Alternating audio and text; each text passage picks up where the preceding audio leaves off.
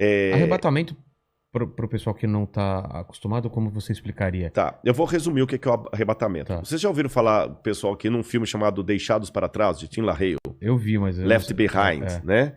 Talvez o pessoal... Ainda vão criar uma tecnologia que a gente fala assim, eu ouvi, a gente vai ouvir, né? Já ouvi aqui. O pessoal... Esse filme mostra mais ou menos essa ideia. A ideia do arrebatamento é que o anticristo será um líder mundial, carismático, e quando ele começar a dominar a Terra, um pouco antes dele exercer sua hegemonia, a igreja vai começar a desaparecer. Pessoas sumindo. O avião vai ficar desgovernado, aqui, vai tá cair. Aqui, o mandíbula desapareceu lá. Samba, então vai ficar só a roupa lá e tudo e tal. Aqueles que estudam a profecia vão entender que ali foi a igreja que foi arrebatada. E quem ficar para trás é que não estava suficientemente espiritual para ser levantado. Aí vão começar 7 anos de sofrimento na terra em que o anticristo vai dominar. E ele vai perseguir aqueles que não estavam tão bem preparados. Muitos judeus nessa época vão se converter. E depois desses 7 anos é que Cristo vem com poder e grande glória com aqueles que foram arrebatados para estabelecer o reino dele de 1000 anos. O milênio. Mas a igreja mesmo não estará nessa tribulação de 7 anos, será tirada antes. Isso é o que diz a doutrina chamada doutrina do arrebatamento secreto ou dispensacionalismo. Eu, Rodrigo, particularmente, eu não sou adepto a essa visão de fim de mundo.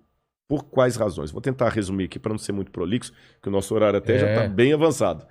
E daqui a pouco eu tenho que pegar a estrada para ir... Caramba! Mas nós já vamos terminando aqui.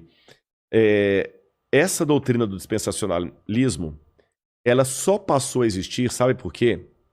Houve um padre que ele, dominicano, Francisco Rivera. Esse padre Francisco Rivera, ele via que os protestantes entendiam que o anticristo era o domínio católico sobre a cristandade. Então esse padre, para tirar os olhos do papado, ele criou 2 coisas. Deu uma ênfase a uma ideia preterista, que o anticristo era Nero, e que a volta de Jesus será o seguinte, que o anticristo é alguém que vai surgir ateu no futuro e que a igreja não estaria aqui. Aí, a ideia desse padre passou para um homem chamado Darby, um pregador. Isso eu estou falando já no começo do século XX. Darby começou a pregar aquilo, começou a empolgar, começou a dar mais ênfase, sistematizou tudo isso que eu estou falando. Aí veio, depois de Darby, veio Scofield e criou a Bíblia Anotada de Scofield, que se tornou a Bíblia de todos os protestantes. E na Bíblia de Scofield estava essa doutrina que ele aprendeu de Darby.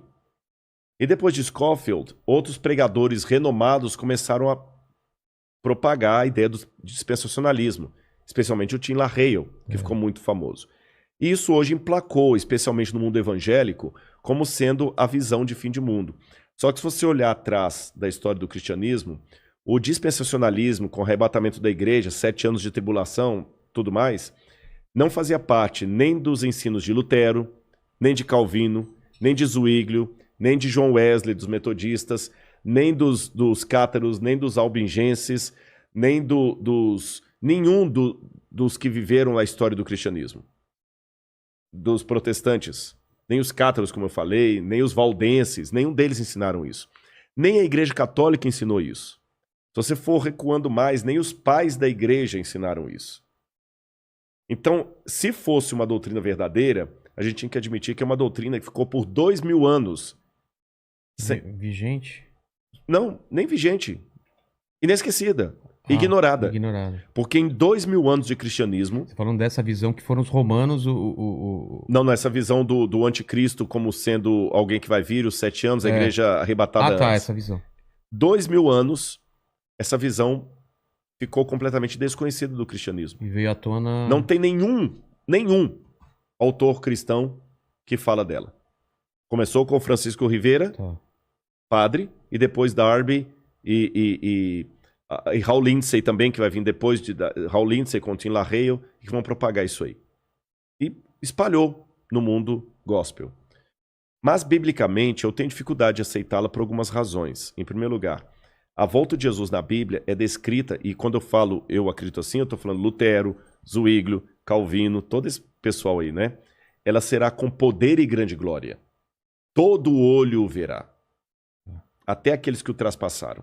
A Bíblia não fala de um arrebatamento secreto. Não fala. Em momento... mas como é que Rodrigo lá em Tessalonicenses fala? Seremos arrebatados no abrir e fechar de olhos. A palavra arrebatados ali significa tirado de um lugar e levado para outro. Não fala em arrebatamento secreto. Okay. Jesus fala, porque assim como o relâmpago que sai do Oriente e se mostra até no Ocidente, assim há de ser a vinda do Filho do Homem. Então não é uma coisa secreta.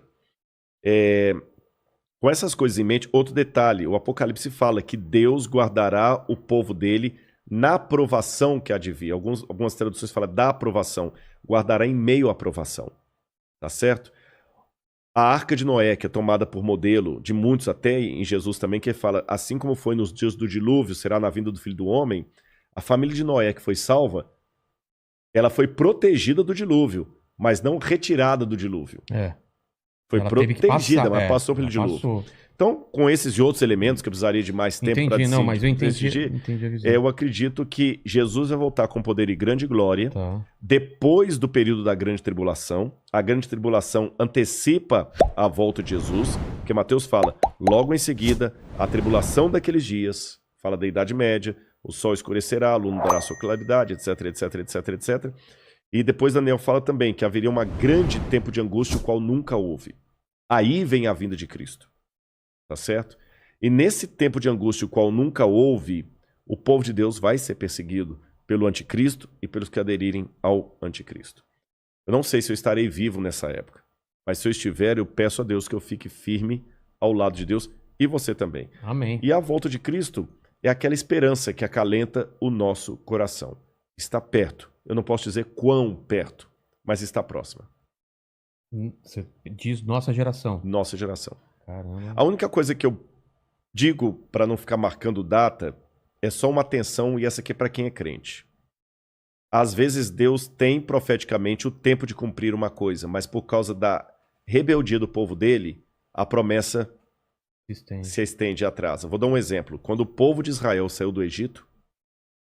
Era para ficar 40 anos? Não era para ficar 40 anos. Ah, entendi. Então, se você tivesse conversando comigo na época que as pragas estivessem caindo no Egito e estivesse fazendo esse podcast...